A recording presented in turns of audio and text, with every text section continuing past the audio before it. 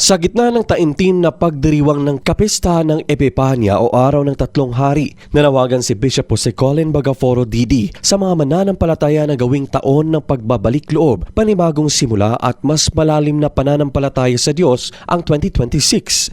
Sa kanyang mensahe nitong Enero 4, binigyang diin ng obispo ang diwa ng paglalakbay ng Tatlong Hari na isang paglalakbay na hindi lamang pisikal kundi espiritual patungo sa pagkilala at pagsamba kay Kristo. Anya, tulad ng Tatlong Hari na iniwan ng kanilang mga kaharian upang hanapin ang Mesaya, hinihikayat din ang bawat isa na muling ituon ang buhay sa Diyos. Ilan sa kanyang panalangin at hiling para sa bagong taon ay ang pagkakaroon ng reconciliation sa mga nasirang ugnayan at ang paglalagay sa Diyos bilang sentro ng buhay, hindi lamang sa salita kundi sa gawa. Binigyang diin din ni Bishop Bagaforo na ang tunay na pananampalataya ay may kaakibat na sakripisyo, kababaang loob at tapang na baguhin ang landas ng buhay. Batay sa Mateo 2, talata 2, we have to come to worship Him. Paalala ng obispo ng pagsamba ay dapat makita sa araw-araw na pamumuhay, sa kapatawaran, malasakit at pag-ibig sa kapwa, lalo na sa gitna ng mga hamon ng makabagong panahon. Like the three kings of the Epiphany,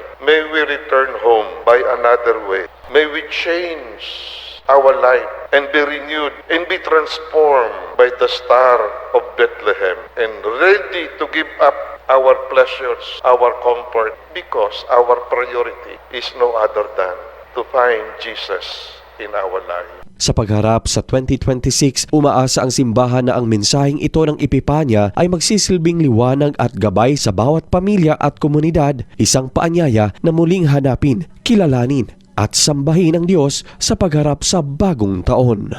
Luigi Alan Tutor, NDBC, Bida Balita.